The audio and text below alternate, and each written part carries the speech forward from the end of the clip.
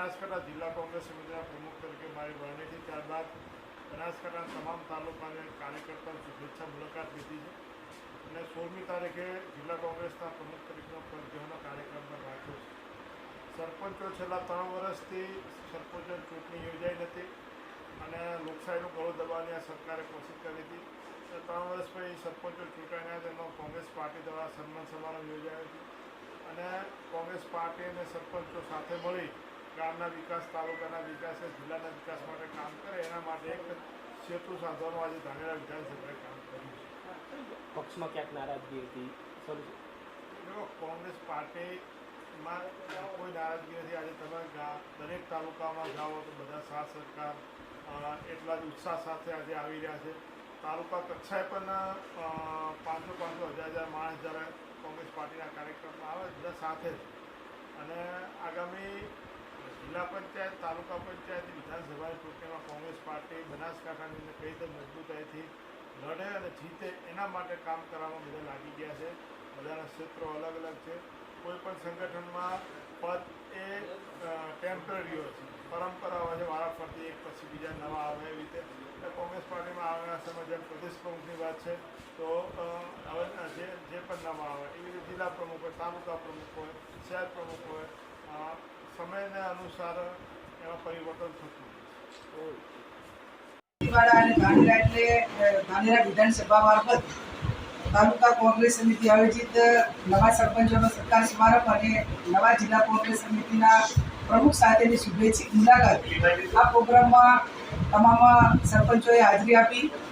આવનાર સમયની અંદર ભારતીય જનતા પાર્ટી તમામ ક્ષેત્રોની અંદર જે ભ્રષ્ટાચાર કરી રહી છે એને કઈ રીતે ખુલ્લો પાડવો અને ભારતીય જનતા પાર્ટીના જવાબદાર મંત્રી અને પાર્ટીના પ્રમુખ એ સરપંચોને નવસારીની અંદર એમ કહે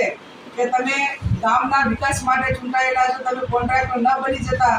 તો સરપંચો ઉપર આક્ષેપ કરતા કે સરપંચોની બદનામી કરતા પહેલાં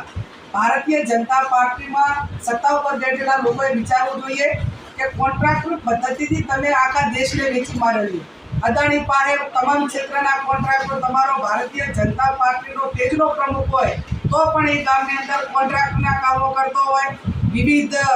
તમામ કેફી પદાર્થો વેચવા માટેનું કામ કરતો હોય અને એને સંપૂર્ણ રીતે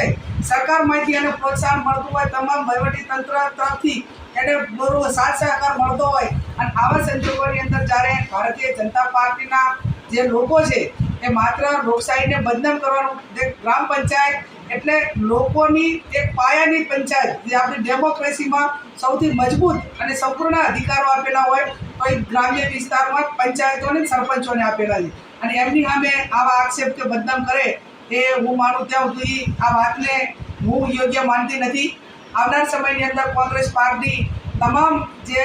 કાર્યકરોને સાથે રાખીને ભારતીય જનતા પાર્ટીનો ભ્રષ્ટાચાર હોય, લોકો સામે એની તાનાશાહી હોય, કોઈ પણ ક્ષેત્રોની અંદર